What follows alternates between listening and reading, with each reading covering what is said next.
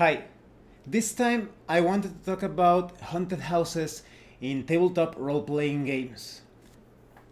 These are some of the more exciting and mysterious adventure sites that you can use in an adventure, in a campaign. In fact, I'm going to put two links in the description below where they are basically two reviews that I did last year when it comes to one of them, and a couple or 3 years when it comes to Lamentations on a Flame Princess adventure module known as the Cursed Chateau. And the other one, I'm forgetting the name, and it's actually a mega adventure, but it's one of the most awesome Pathfinder mega adventures you can have, featuring a haunted house. I can't believe I forgot the name. Well, either way, the review is going to be in the description below. So, those are two great examples on the many things that you can do with a haunted house in a role-playing game. I'm also going to put another link, a couple of two links. One will take you to the sale currently at Drive-Thru RPG, where you can purchase the EPOCH horror role-playing game. That's actually the first review that I featured on this channel. My first video. It's a horror role-playing game. It's diceless. You use cards to play it. It recreates those horror movies where there is a lot of chaos going on when the characters, the survivors, are in conflict with each other. In fact, it is one of those few horror role-playing games where it is encouraged that the player characters try to betray each other, if it makes sense, with their roles, with their background story. So, for example, if you're playing as this character that is really paranoid, the typical character that appears perhaps in zombie survival type of films, and he's just looking out for himself, it would make a lot of sense that he takes advantage of the first opportunity to sacrifice another survivor in order to save his own skin. But you could also play it as a more altruistic or even heroic character, sacrificing yourself for others if you want the entire team to make it through. But it becomes a very tactical experience. Not all of the scenarios will be able. In fact, I don't think any of the scenarios can be completed without sacrificing people. There will be a lot of death. So in some cases, if you actually want to win the scenario, you have to actually sacrifice other player characters. Or other times, if you think that, for example, two other members in the team will be able to make it, it could be worth it for you to sacrifice yourself. Sometimes you can actually survive your sacrifice. Maybe you only get wounded really badly, physically or psychologically. But in other cases, your character dies, but the other members of the group try to finish the game. And so it's a really awesome horror role-playing game, and I recommend that you check it out. I'm also going to put a link of my review of EPOCH. As you can see, this channel has been a learning process. When you compare that video with my current videos, if I'm not mistaken, in the Drive-Thru RPG main page of the EPOCH core rulebook, my review is actually up in that place. So I do recommend that you watch it. The other link that I'm going to put in the description is a link to Sandy Peterson's YouTube channel. It's a somewhat recent channel, and many of you know Sandy Peterson is the creator of the Call of Cthulhu role-playing game, among many other things, things related to video games as well. So I recommend that you check it out because he talks about mostly mythos and Cthulhu stuff, but he also approaches other subjects related to horror or supernatural role-playing. Okay, so let's begin with the haunted house.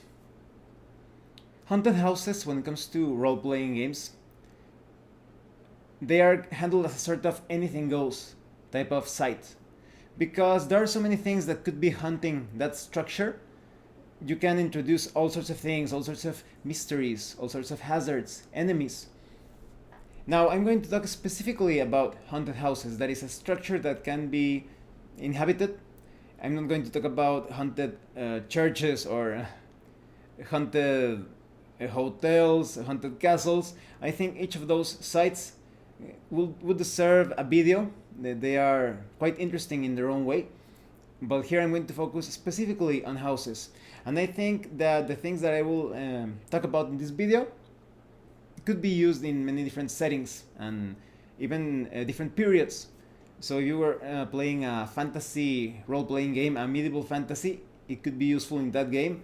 Or maybe you are playing a modern fantasy or science fiction game, that will also apply to it. Of course, you will have to take into consideration the technological differences and perhaps even magical and psychic differences of the different settings, but the essence will still apply. So let's talk first about what sorts of entities could be hunting these places. You can go as far away from real life folklore, um, parapsychology, metaphysics, occult philosophy as you want. Because it's a role playing game, you can introduce all sorts of crazy elements, even if they do not make too much sense. That is, if they do not appear as such in the folklore, in parapsychology, in occult lore. You can do whatever you want with the hunts and the supernatural entity that you are introducing to an adventure or a campaign. But if you want, let's say, a framework, you can take inspiration from occult lore, parapsychology, etc. You could even watch some YouTube videos featuring those like ghost investigations and urban exploration, and get inspiration from that. Or carry out your own. Maybe you like to go into different places that are supposedly haunted. I also talk sorry, I talk a bit more about horror in role-playing games, how you can approach it in another video that I'm going to link in the description below. But either way, it's very easy for you to draw on different sources of inspiration. You have fiction and non-fiction, you have anything that you can think of. I think that an entity, to be successful at a particular haunted house scenario, needs to be subtle, very difficult to spot, to identify, with no perceivable or obvious weaknesses, so that the player characters feel nervous, uneasy when facing such an opponent. In fact, the haunted house itself feels a lot like a mega non-player character or mega enemy. It feels like you are fighting this entity. The entire house feels alive despite housing many undead things. So this is really important. Some good candidates for a haunted house scenario could be obviously a ghost, a spirit of someone who has lived in that structure and has passed away and now remains there because he needs to accomplish something, or maybe, yes, he left something unfinished, or maybe it's just because that entity is so evil that wants to keep on tormenting the living and he stays in that structure in the hopes that some victim will go into the house and then that entity could drive that victim insane or kill the victim or torture it. It depends.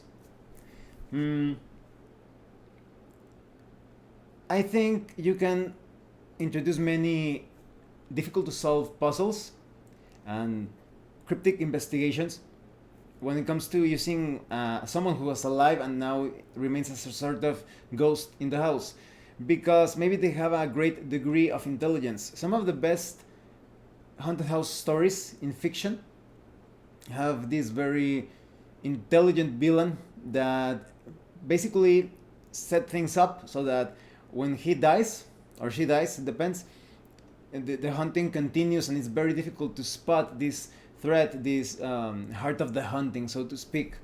So this is a great way, a really great way to handle haunted house scenarios and campaigns, to have this intelligent foe that perhaps even set up an entire plan or scheme so that he could keep on hunting and cursing the living after he dies.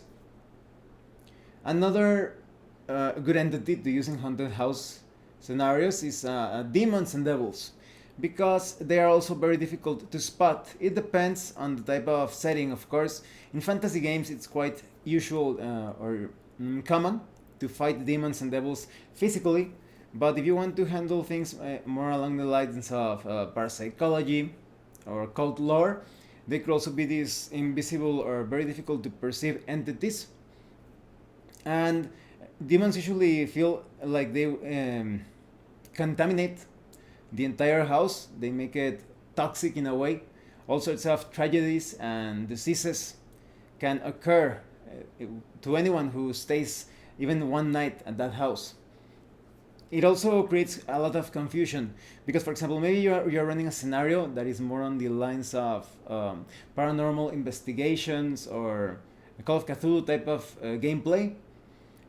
Maybe the investigators are having a difficult time trying to pinpoint if there's some sort of entity causing all the trouble and mayhem, some sort of otherworldly, eldritch, or demonic entity. It depends on many things, but for example, if people keep getting sick in that house, maybe it's the typical case of, oh, there's black mold in the walls, but you could have a sort of a chicken or the egg scenario. What came first, the black mold or the demon? So, or maybe it's both things at the same time. So it's a very good way to get the player characters like guessing, having to carry out all sorts of investigation and research because they do not know if this is something supernatural or if it's somewhat common.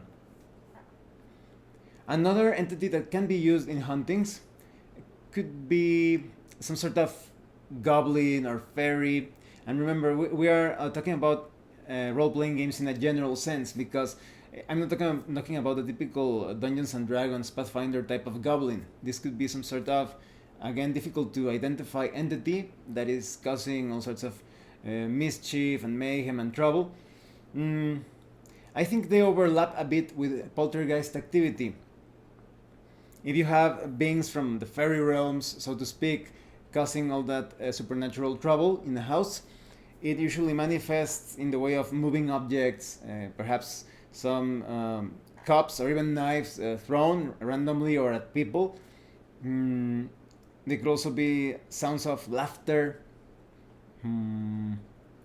I think a lot of like very unusual supernatural diseases could also be linked to beings of the fairy world or the fae, or however you want to refer to them as. Because if you read like fairy tales or folk tales about real fairies that is supposedly real fairies, not like the Disney variety, the Tinkerbell and all of that, but these very nasty violent creatures, not all of them according to the lore, but some of them can inflict wounds that, for example, enlarge parts of your body. That sounds a lot like something you would find in an old school Renaissance type of role-playing game. So maybe there is this fairy being that uses arrows, and he shoots that arrow or dart against a player character. The character gets hit on his leg, and now his leg starts to grow indefinitely. Or some very bizarre diseases that change the color of the skin, that create all sorts of growths in the skin. Those are very common in stories featuring evil fairies or violent fairies. So those are good entities to use as well. You could also use other types of spirits, like elemental spirits. Maybe it's something related to fire, fire elemental of sorts, and that entity is causing fires in the house, but it never truly burns. It just there's this fire hazard that causes damage to someone, and the fire goes out mysteriously. Maybe there is a sort of entity like a water elemental that causes constant flooding in the house. Maybe the basement is constantly flooded. Anything related to air could be causing some violent winds. Maybe someone is trying to fix something on the roof and he gets pushed down, perhaps even killed because of a mysterious air current. And the earth elementals could be used to generate earthquakes, small earthquakes at times. But again, the house mysteriously never falls down. It's never destroyed by those earthquakes. Or maybe these earth elementals, they start to produce something from the ground. They start to push all sorts of ancient skeletons or even strange monsters that dwell underground. They start to bring them forth, create tunnels connecting to the cellar or whatever you like, and that's another threat. So there are many possibilities. You can use so many entities. It's very advisable to look through different books, watch movies, read comic books, and get some inspiration, because anything can be inserted in a haunted house, in a role-playing game, as the main threat or as perhaps a secondary threat. Now let's talk about the reasons as to why that house could have been haunted. What happened in that place? The hauntings could have been caused due to several factors. Maybe materials used in the construction of that house, perhaps wood or stone, were taken from some magical or sorcerous sites, maybe some sort of grove or a cursed forest or the forest of the fairies or the demonic caves or mines. Maybe some materials from those places were taken and they belong to the entities that live in those cursed or perhaps even magical areas, and now they kind of like latch on or tag along for the ride. Well, let's say you cut a tree and now you have this troll or gremlin, depends on the setting, that is attached to that piece of wood, and suddenly that entity starts to manifest itself in a haunted house. In a house that is now haunted. But it could also apply, for example, like I said, maybe there are stones taken from a mine, and that belongs to some sort of evil gnome or some being that dwells in the deep. And now he enters the house because that house has parts of that entity's own house. So that entity feels entitled, or that it has the right to live in that house and to kick out anyone who doesn't do whatever he wants. You could also, perhaps, doors or windows, or perhaps fences, any sort of part of the house or object that can be attached to the house. Maybe those objects were taken from some sort of church or temple or some sort of unholy place, and now that they brought those energies from those places into the house. So the bones of the house, so to speak, could be the cause of the haunting or the cursed condition of the house. Another way in which haunted houses could become haunted is that maybe someone called something into that house. Maybe the previous owners or the current owners were dabbling or playing around with things that they do not understand. To put it in Lovecraftian terms, they called things that could not be put down. Do not summon that which you cannot put down. And now they have this huge problem. They basically created like some sort of vortex or portal. And now the house is connected with the evil realms beyond. And they're constantly pouring out and causing all sorts of trouble in the house. Perhaps it's not even caused by someone that lives in the house. Maybe the house invited some unusual or dubious guest, not very trustworthy, and maybe that guest wanted to dabble with occult forces, and because perhaps that sort of pseudo practitioner did not understand some sort of ritual proceeding and just wanted to experiment somewhere, but he didn't want to do it at his own house because he didn't want his house to become haunted. So he took that advantage of the invitation of his hosts, and now he goes into his room and does the ritual, and something goes wrong, and he leaves the house as soon as possible, leaving the owners of the house with that problem. So that's another way that the house could have become haunted. Maybe he called for some spirits of the grave or demonic entities. It could be anything. Another way is that the house could have been built on some sort of, supposedly, they always say holy ground or holy site, but every time they say that in horror films or supposedly real paranormal cases, it's always rather an unholy or cursed ground, some sort of ancient graveyard or burial site. And I think graveyards and burial sites also deserve their own video. Maybe I will do a video during this October, or if not the next. But either way, maybe the house was built over this place that was used as a sort of gateway between the realms of the physical world and the realms beyond, symbolically or intentionally. And now these entities, these creatures keep going into the house and the grounds of the house or around it, because they were there first, so they feel like they were invaded. Or it also has to do with some natural condition of the ground, that it's just a natural portal, so to speak, and it's constantly bringing forth all sorts of entities. So that's another way in which a house gained that haunted or cursed condition. Another way could be that a cursed object was brought into the house. That is not the door or a window, maybe it's some sort of statuette or some sort of weapon, and by bringing it into the house, it's as they introduced some um, sort of toxin into the house that starts to create this nasty environment. People are start to get violent, all sorts of tragedies start to occur, and suddenly they start to see these in strange images, ghostly figures. They start to hear noises, and it's caused because of this object. Maybe it could be some sort of talisman, some sort of fetish, tribal object of sorts. It could be like that. The house could also, maybe it was cursed by someone. Maybe some sort, in case of a fantasy game, maybe there is a druid that didn't like that they built this house in a part that was sacred to the druids, and he decides to take revenge and places a curse on the house. Or it could be anything. Basically, any spellcaster could, of considerable power, could place some sort of curse on the house. It could be justified or not. So there are many causes as to that could serve as an excuse to justify the haunted condition of the structure. I think that one of the most fun aspects of a haunted house in a role-playing games is that each of the different parts of the house, different rooms, different places in the house's grounds, in the mansion's grounds, could be could have their little stories, their own self-contained reasons as to why they are like that.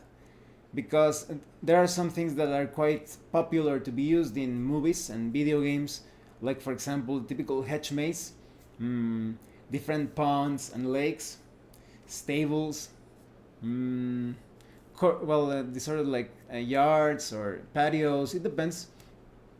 Gardens, normal gardens.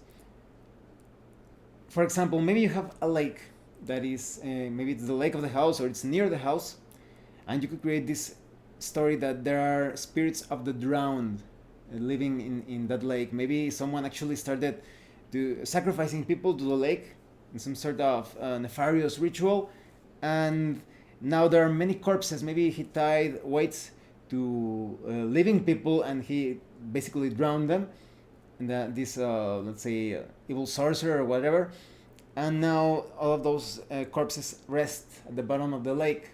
And now the player characters feel intrigued and nervous because they could be thinking, well, we just need to stay away from the lake so that the spirits of the drowned ones or zombies that are kind of like drowned ones as well, they won't attack us if we stay away from the lake. But what if something important was inside the clothes or inside of the corpses? That is, maybe, well, it depends on how sickening you want the scenario to be. Maybe let's say an evil necromancer put some object inside of the person's body, Saw style, and now the player characters need to go down into the lake. They actually need to swim and search the corpses at the bottom of the lake to see if there is some sort of key or some sort of plague that has some style of map engraved into it.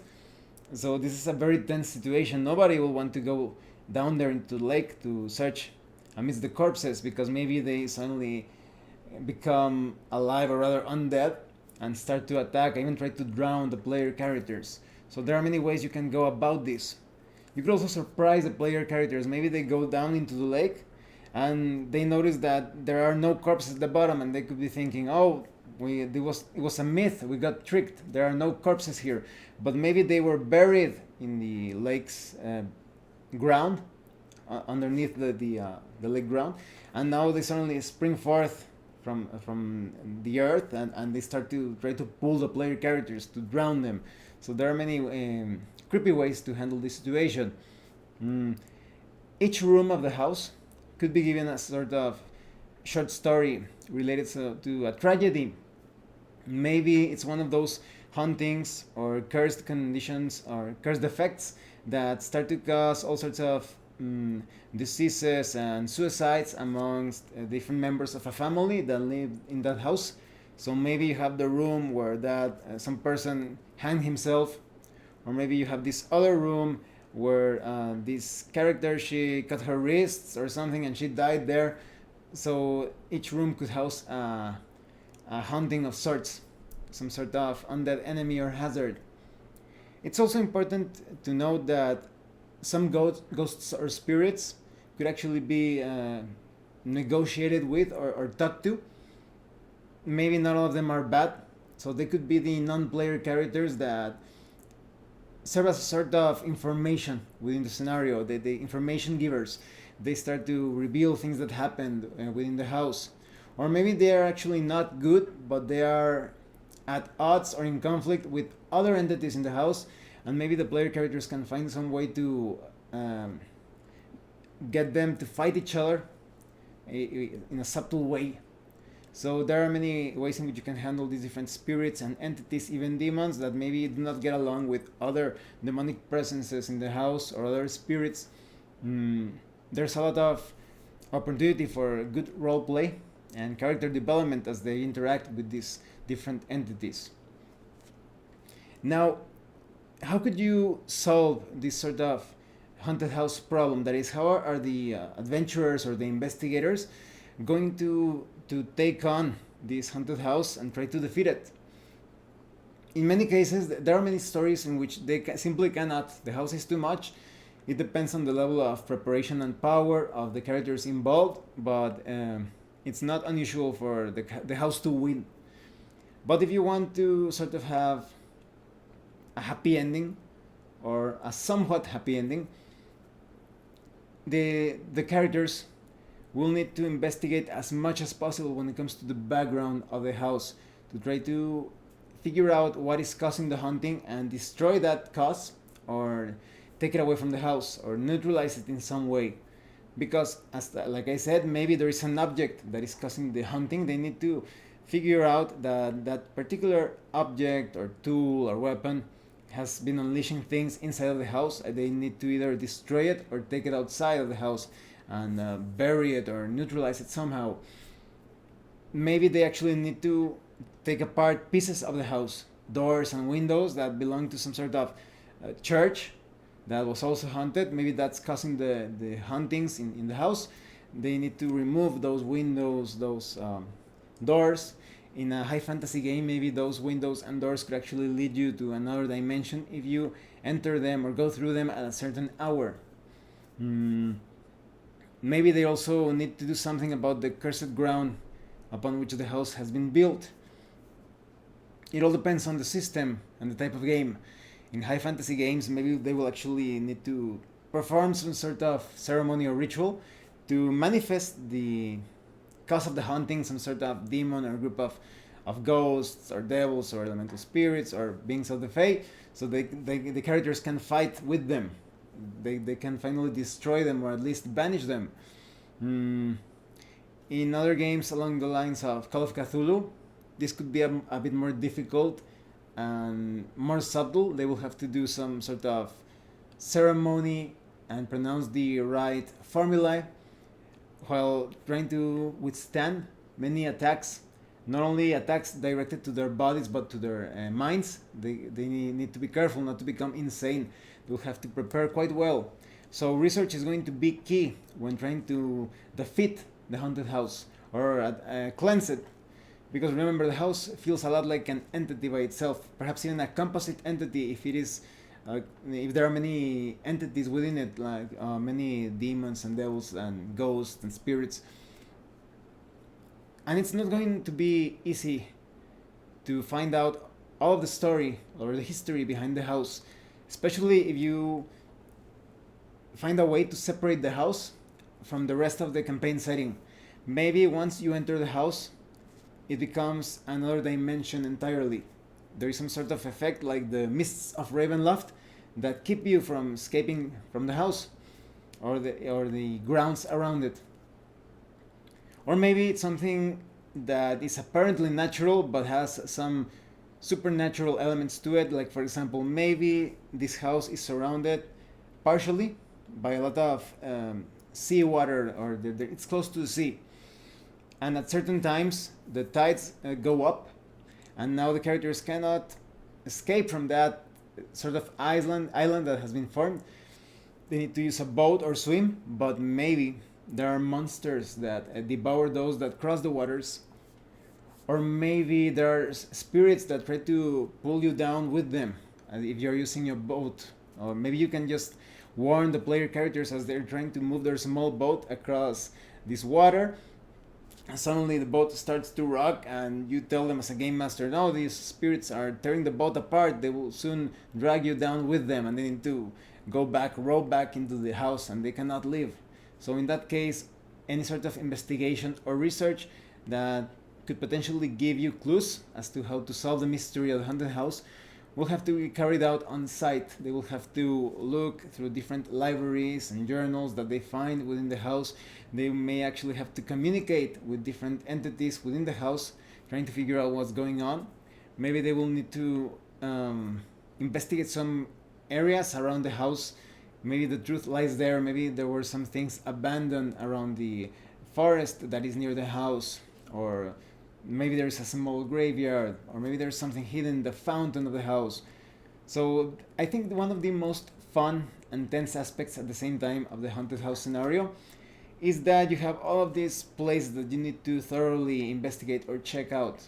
And I know a lot of players love doing I have yet to meet a player that hates investigating a haunted house. They always want to know so much about them. They want to know how did that person die, or why is this demon hunting this section of the house, the cellar or the attic or whatever. They always want to find out more.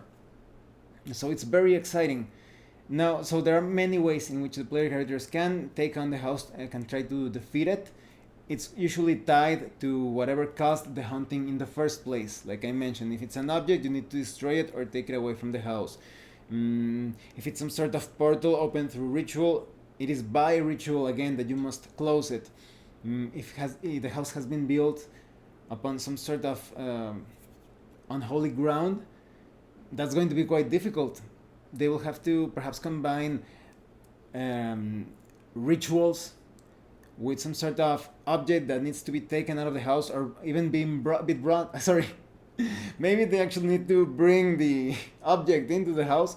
Maybe it's some sort of holy relic, some magical artifact that can clear away the hostile influence of the house.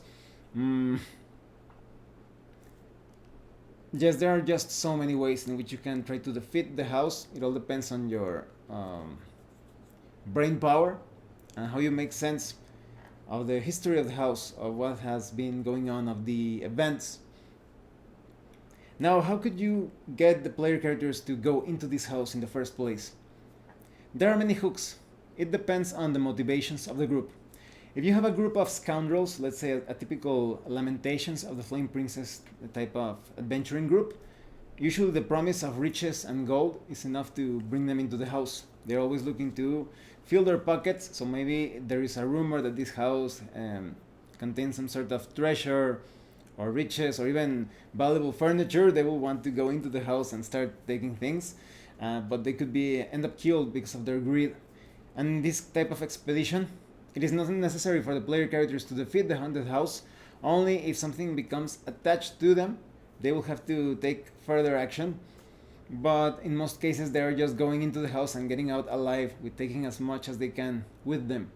But if your characters are more on the heroic and lawful side of things, maybe like you have paladins and clerics and some a good shaman or a witch or anything, they could be thinking that they want to right this wrong. Maybe they want to rescue some spirits within the house that are actually innocent and they are trapped by other entities within the house. Or maybe they have been asked by a friend or a relative. Maybe the house actually belongs to one of their friends or their relatives, and they want to help them. They don't want the house to harm their loved ones or their allies or whoever it is. The house could also be a great threat to the entire region. Maybe because the house serves as a sort of portal or gateway between worlds or realms, all sorts of undead, nasty creatures start to pour out of the house, and they start to attack the surrounding regions, and they become increasingly more powerful and more numerous. So somebody has to stop this. In one of the adventures that I recommend in the links in the description, the scenario is kind of like that. It's a great way to somehow force the player characters to take action unless they want the entire campaign setting to be taken over by these otherworldly forces. So it all depends on the motivations of the group. You need to pinpoint if they are actually greedy, or if they are heroic, or if they are just careless. Maybe they were going into the house because they needed information about something and they did no research whatsoever as to the dangers within the house, and they get stuck inside the house. Maybe the doors and the windows stay locked and they cannot break them, and now they need to try to survive, perhaps potentially defeating the house. And there are so many unusual ways in which the defeat of the house could happen. It doesn't necessarily mean that you are always going to have to fight the house. Maybe in some cases you will have to do some nonsensical, even outrageous things. It's a sort of puzzle that you can figure out when you investigate the house and the background of those that lived there before, or the nature of the entities within it. So overall, haunted houses are great to be used in horror adventures and campaigns. And I know that I ended up being a bit short on many other things that I could talk about of haunted houses. Perhaps in a year or two I will bring out another haunted house video trying to cover other things. But at the moment, these are the only things that come to my mind. So if you have other tips or thoughts or advice or experiences related to haunted houses in role-playing games, please share them in the comment section below, or make a video response, whatever you like. I hope you found this video informative or entertaining, or both. Thank you so much for watching this video. I will try to bring more horror related content before October is over, and perhaps even a bit after October, because the first and second day of November, it's still quite celebrated in Mexico as a sort of days that connect the world of the living with the dead. So thank you so much for watching this video again, and thanks to those that have been sending gift certificates via Drive-Thru-RPG. If someone else wants to send gift certificates or further support the channel, the information will be in the description below. I think the next video that I'm going to talk about magical items, a particular magical item or even artifact. It could be considered an artifact in role-playing games that can be very powerful in favor of the player characters, but quite deadly. It could even destroy their souls. So I hope you will watch that video. Thanks again. Any comments or questions, please let me know in the description below. See you later.